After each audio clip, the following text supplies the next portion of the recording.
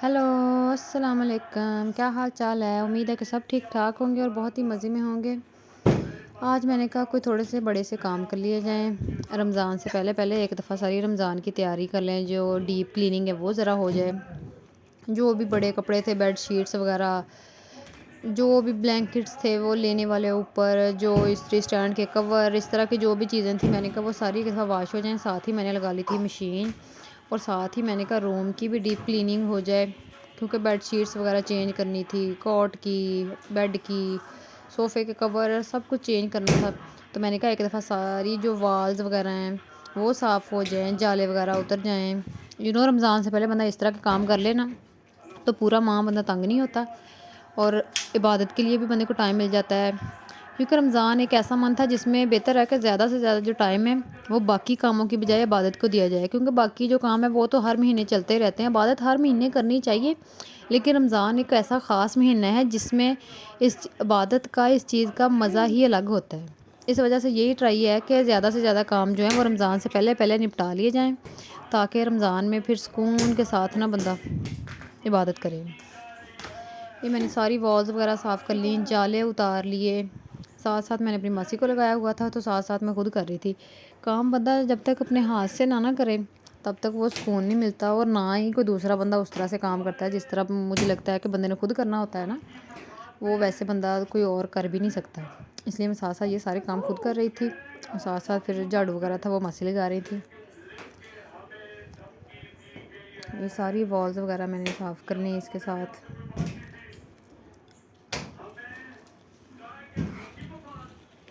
अच्छा, ये मौसम इतना गंदा सा आ रहा है ना, इस मौसम में जाले भी इतने लगते हैं ना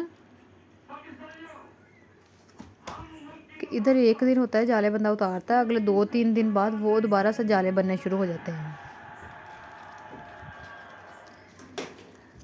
मेरे ऑलमोस्ट सारे काम अब हो गए हैं। कोशिश तो ये की है कि हो जाएं, हो ही गए हैं तकरीबन सारे काम, लेकिन जो एक आध जो व्लॉग अब होगा वो फाइनल रमज़ान पे होगा। जो कुछ चीज़ें लाने वाली हैं वो उसमें होगा, जो एक आध चीज़ रहती है बना कर रखने वाली वो फिर वो सारी चीज़ें उसमें ऐड हो जाएंगी। वो रमज़ान से एक आध दिन पहले ही अब करूँगी फ़ाइनल। फिर इसके बाद मैंने फ़ैन भी साफ़ किया, ना फ़ैन भी, जो सर्दी सारी में ना ऐसे कुछ लोग होते हैं जो उनको न्यूज़पेपर वगैरह रैप कर देते हैं, वो भी वैसे ठीक रहता है, वो भी ना इससे ज़्यादा गंदे नहीं होते, लेकिन नहीं, मुझसे ये हुआ ही नहीं। तो अब फ़ैन भी इतना गंदा हुआ था ना, तो अब गर्मी में लाइट भी जानी है, और जब चले बगैर जब फ़ैन नज़र आना है ना तो फिर उसकी गंदगी सारी साफ़ वाज़ेह होती है। इसलिए अब मैंने फ़ैन भी, मैंने कहा अब एक दफ़ा लगी तो हुई हूँ, फ़ैन भी साफ़ कर लूँ। अच्छा, फ़ैन तक मेरा हाथ नहीं पहुँच रहा था, मैं इतनी मुश्किल से कुशन वगैरह रख के ऊपर चढ़ी हूँ ना।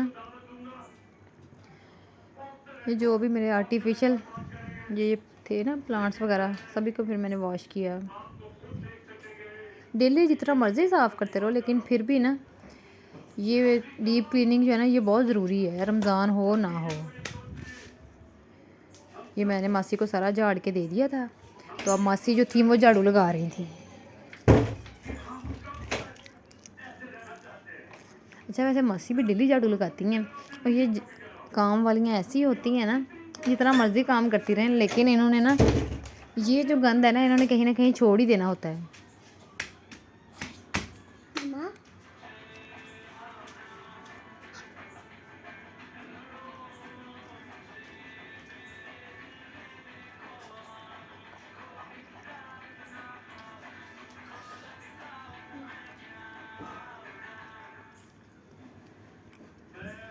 अच्छा, ये मेरे रूम का ना नीचे नीचे से पेंट इतना ज़्यादा उतरता है ना, पता नहीं इसकी क्या वजह है।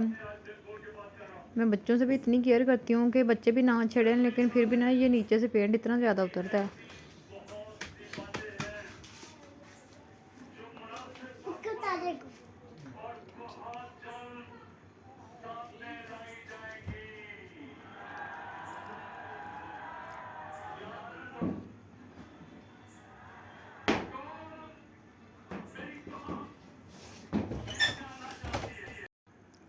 ये मैं अभी वॉइस ओवर के लिए बैठी थी, और पीछे मेरे न्यूज़ चल रही थी, इमरान खान का जो खिताब है ना वो चल रहा है, वो देख रहे हैं, और पीछे उसकी आवाज़ आ रही है। मैं आवाज़ स्लो भी करवाई जा रही हूँ, लेकिन फिर भी उसकी आवाज़ आई जा रही है।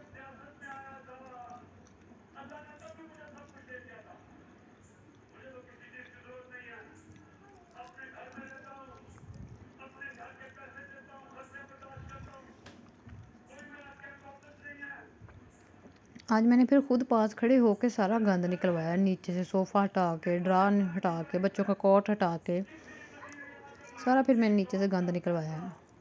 और ये इतना गंदा सा सीज़न आ गया, मक्खियाँ इतनी ज़्यादा होती हैं, जगह साफ़ भी हो, जो मर्ज़ी करी जाओ, स्प्रे करी जाओ, मक्खियाँ इतनी ज़्यादा इतना तंग करती हैं, उतना ही किचन में तंग करती हैं। और थोड़ी देर के लिए अगर रूम का डोर खोल दो तो उतना ही गंदा ये हाल रूम का करती हैं।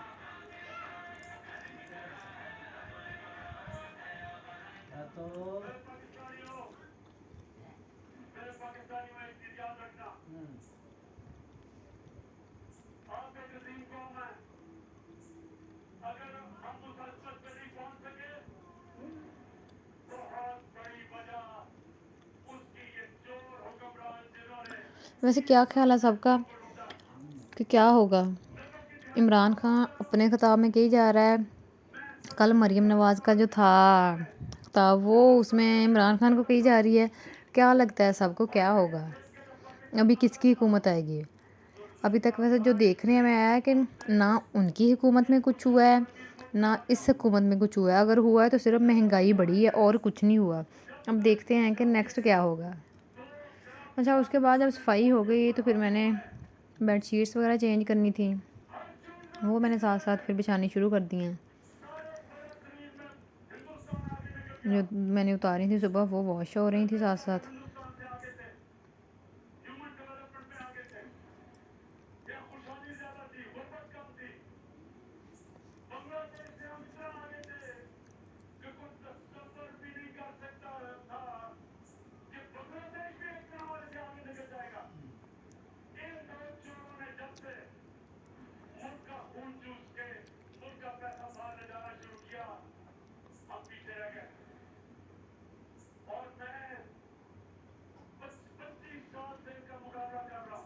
और अब गर्मी इतनी लगती है, मुझे लगता है कि अब ये जो बेडशीट है ये भी मोटी लगती है, इसमें भी अब ज़्यादा गर्मी लगती है। मेरा दिल चाह रहा था पहले कॉटन की बेडशीट बिछाऊँ, फिर मैंने कहा नहीं, अभी एक दफ़ा ये वाली बिछा लूँ। अब बारी आ गई थी डस्टिंग की। डस्टिंग डेली की तो होती है, लेकिन फिर भी ना कुछ रह जाता है। तो मैंने कहा एक दफ़ा ना अब डस्टिंग भी आज अच्छे से कर लूँ। एक मैं आई थी अम्मी के घर में, गई हुई थी थोड़े दिन रहने के लिए, तो वहाँ से आई थी। इस वजह से भी मुझे इतना गंद गंद सा लग रहा था ना कि पीछे से बेशक सफाई तो होती थी, लेकिन जो बंदे ने खुद पास खड़ा होकर काम करवाना होता है वो वाला काम नहीं था। इसलिए मुझे हर तरफ इतनी डस्ट नज़र आई जा रही थी। एक मौसम ऐसा आ गया, हवा हल्की हल्की चली जा रही है। सर्दी की निस्बत गर्मी में गंद भी ज़्यादा डलता है, क्योंकि आंधियाँ वगैरह चलती हैं, हल्की सी हवा भी चलती है तो मट्टी उड़ती है। इस वजह से सर्दी की निस्बत गर्मी में काम भी ज़्यादा मुझे लगता होता है। और मैंने कहा अब एक दफ़ा फिर फर्नीचर सारे की भी डस्टिंग हो जाए।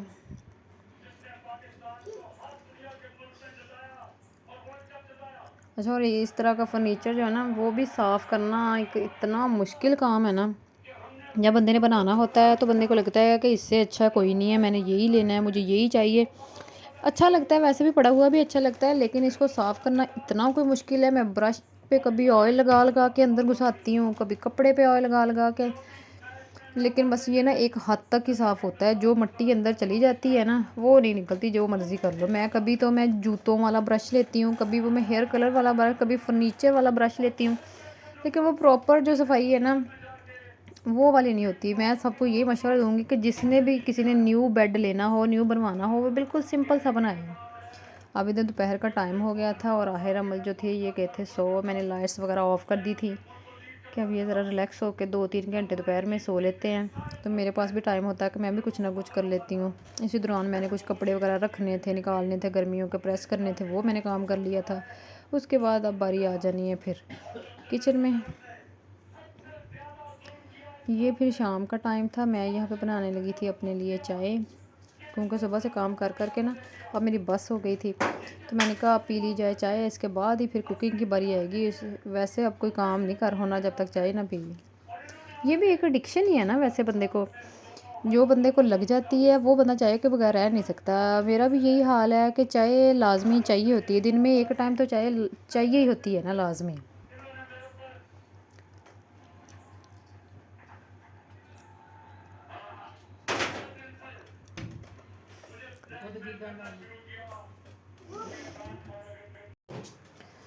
अच्छा, जब इधर मेरी चाय बन रही थी और मैं लगा रही थी चाय को फैंटी।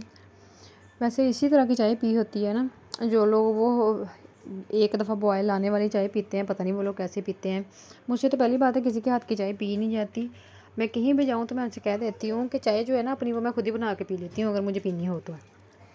और मैंने अच्छी तरह से पका पका के चाय पीनी होती है, और इसी तरह की चाय पीने का मज़ा भी आता है, और इसी से थकन नींद सारा कुछ उतरता है, बंदा फ्रेश हो जाता है। और दूसरी दूध पत्ती चाय पीने का तो मुझे लगता है फ़ायदा तो होगा उसको, लेकिन मुझे लगता है मुझे कोई फ़ायदा नहीं होता। चाय मेरी बन गई थी इधर, अब मैं चाय पीऊँगी, उसके बाद फिर शाम के खाने की तैयारी करूँगी, क्योंकि चाय के बगैर कुछ नहीं हो सकता। इधर अब मैंने चाय पीने के बाद स्टार्ट कर दिए हैं आलू अंडे बनाने। कुछ समझ नहीं आ रही थी क्या बनाऊँ, फिर वही जब कुछ समझ नहीं आती तो घर में जो पड़ा होता है उसी से कुछ बनना होता है। यहाँ पे मैंने आलू प्याज वगैरह की कटिंग स्टार्ट कर दी थी। मैंने कहा अब आलू अंडे बना लेते हैं। वैसे भी आज मैं सारा दिन काम करके थक गई थी, तो कुछ बड़ा या कुछ इस तरह का बनाने की मुझ में हिम्मत नहीं थी, इवन कि कोई सब्ज़ी काटने की भी हिम्मत नहीं थी। तो मैंने कहा बस जो सिंपल सा बन जाए और आज का दिन गुजर जाए बस, इसलिए बस फिर मैंने सिंपल से आलू अंडे बना लिए।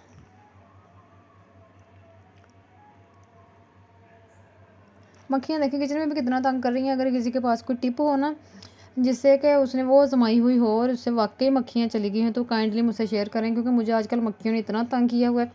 इतनी सफाई भी कर लो, जो मर्ज़ी कर लो, लेकिन मक्खियाँ जो है ना ये जान नहीं छोड़ रही हैं। पता नहीं वो धूप, बाहर उनको धूप लगती है तो वो छाँव ढूंढने के लिए आती हैं, या मतलब किचन में या कमरों में छाँव होती है, ठंडक होती है थोड़ी बहुत, इसलिए पता नहीं वो उसमें आती हैं। जो जिस भी लिए आती हैं, हमें आजकल ये तंग बहुत कर रही हैं। यहाँ पे मैं अब काट लूँगी आलू। वैसे भी आलू अंडे इसलिए अक्सर मैं बना लेती हूँ क्योंकि बच्चे जो हैं आलू शौक से खा लेते हैं, तो यूजुअली इसी तरह की सब्ज़ी बना लेती हूँ जिसमें से बच्चे एटलीस्ट आलू निकाल के खा लें या आलू के साथ रोटी खा लें, क्योंकि ज़्यादातर चीज़ें तो बच्चे खाते ही नहीं हैं। ज़्यादातर जो वेजिटेबल्स हैं वो बच्चे खाते ही नहीं हैं। आलू एक ऐसी चीज़ है जो कि मुझे लगता है हर बच्चा खा लेता है, और ऑलमोस्ट हर सब्ज़ी में भी डल जाते हैं हर में ही, तो वो ईज़िली बच्चे निकाल के खा लेते हैं।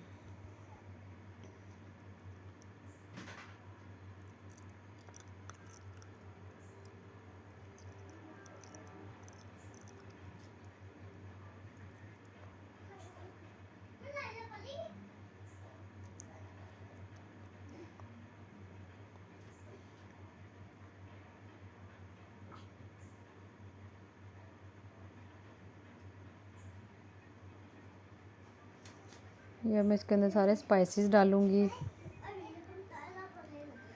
और जल्दी से हमारे आलू अंडे जो हैं वो हो जाएंगे रेडी।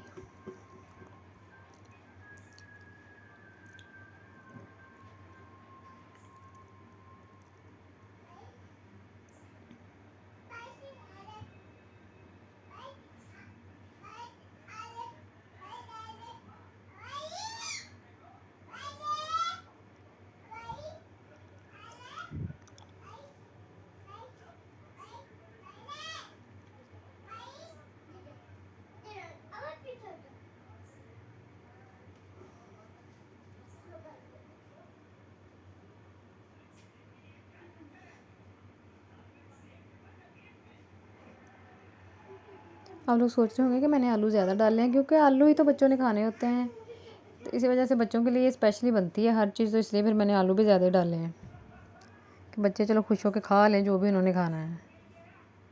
बच्चे कितने चूज़ी होते हैं खाने के बारे में, मेरे कुछ ज़्यादा ही चूज़ी हैं।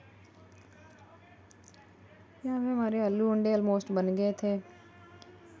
इनको मैं थोड़ी देर ढाँप दूँगी ताकि वो स्टीम से आलू जो है वो थोड़े से गल जाएं, फिर इनके अंदर मैं डाल दूँगी अंडे। दैट्स इट, ये तो हो जाएंगे रेडी।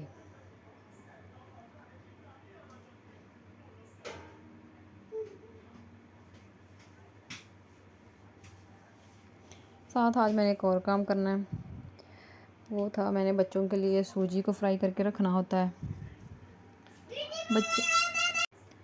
बच्चे वैसे दूध भी शौक़ से नहीं पीते, और आहल तो बिल्कुल दूध नहीं पीता, इसलिए फिर मैंने इसको किसी न किसी तरीके से ना इसको दूध देना होता है। तो फिर मैं सूजी को फ्राई करके रख लेती हूँ, हल्का सा देसी घी डाल के सूजी को उसमें फ्राई करके रख लेती हूँ, और इसको फिर दूध में डाल के ये दे देती हूँ, वो सूजी की खीर बन जाती है। इसका थोड़ा सा हेल्दी काम भी हो जाता है, और सूजी भी कहते हैं कि बहुत हेल्दी होती है, मतलब कि हेल्दी भी होती है और सबसे जो लाइट वेट चीज़ है ना वो भी होती है। तो दूध का भी इस तरह थोड़ा सा इंटेक हो जाता है। अच्छा जी, आप लोगों को मेरा आज का व्लॉग कैसा लगा है, अपनी राय का इज़हार ज़रूर कीजिएगा, और मेरे चैनल को सब्सक्राइब कीजिएगा, और अपने फ्रेंड्स एंड फैमिली में मेरी वीडियोस को शेयर भी कीजिएगा। मिलेंगे नेक्स्ट व्लॉग में, तब तक के लिए अल्लाह हाफिज़।